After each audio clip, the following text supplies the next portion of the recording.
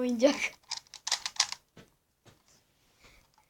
Hepinize merhaba arkadaşlar, ben Medeli bugün sizlerle beraber ne yapalım işte, bir video çekeceğiz artık. Annem kalkana kadar, annem kalkınca video çekeriz. Bunu şöyle düzelteyim. Arkadaşlar bir de abone olmayı unutmayın, like atmayı unutmayın.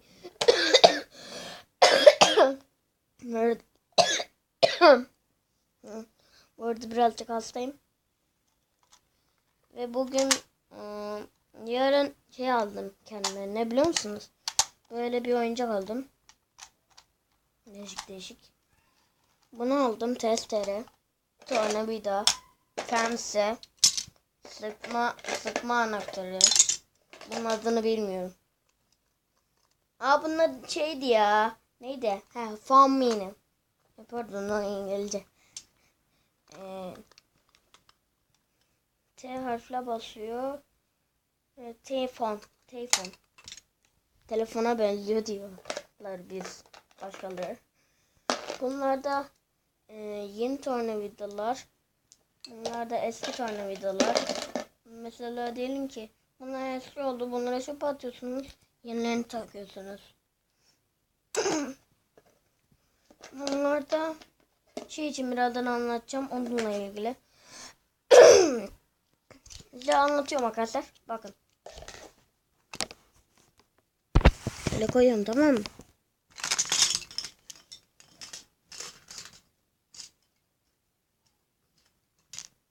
Şöyle yapıyoruz, tamam mı?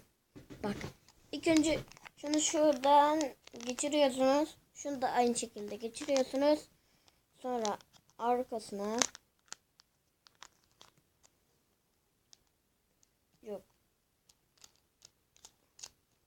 şöyle bir şey takıyorsunuz ve sıkışıyor. Gördünüz mü taktiği?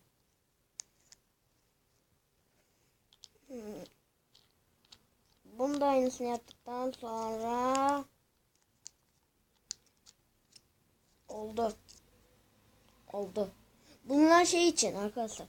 Bunlar neydi? Kapının şu demir şeyleri var ya, dur göstereyim size.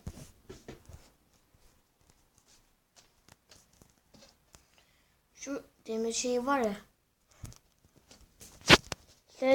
Ses çıkınca yenilerini koyuyorsunuz. Bunlar ses çıkartan mesela. Diyelim ki bu siyahlı olanlar eskilere. Bunlar da yenilere. Anladınız mı? Birisi farklı, birisi de farklı. İkisi de farklı. Desem ki. Bayılıyorum ölmekten. Zaten biraz daha kapalı.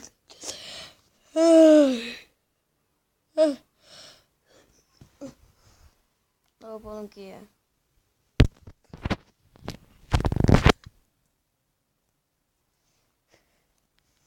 Oh yeah.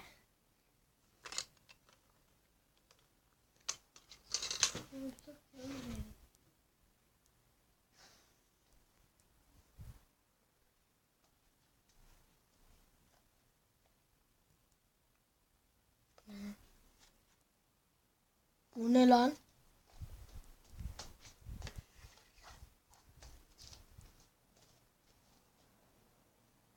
Bu arada saat 7:12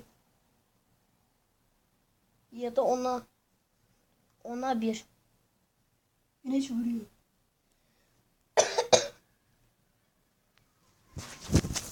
Abi şu havaya bakar mısın? De şu güneşi gösterebilsem. Görüyorsunuz mu? Şu an güneşe doğru tutacağım. Bir tane mercek daha olsaydı var ya, elektrik gelirdi. Onunla da tutsaydınız var ya, birleşirdi. Söyleyeyim. Bu da camdan ya. Bu da cam. Tabletler ve telefonlar, bilgisayarlar da camdan yapılıyor. Ben nasıl camdan olduğunu biliyorum bunların. Şey yapıyorlar. Hani Minecraft'ta bir tane video vardı ya. Okula dönüyordu bir Steve. Ve o zaman bilgisayarını cam olarak kırmıştı ya. Cam sesi gelmişti, o ondan tanıyor. Neyse arkadaşlar, bugünlük de bu kadar yeterli. Neyse. Oyuncaklarımı tanıttım. Havaya baktık birazcık. Hava aldık. Daha fazlasını istiyorsanız aşağıdan beğenmeyi unutmayın. Kanala abone olmayı unutmayın. Ve benim şurada bir tane videom çıktı. O videoya tıklamayı unutmayın. Kanala abone olmayı unutmayın. Hoşça kalın. Bay bay.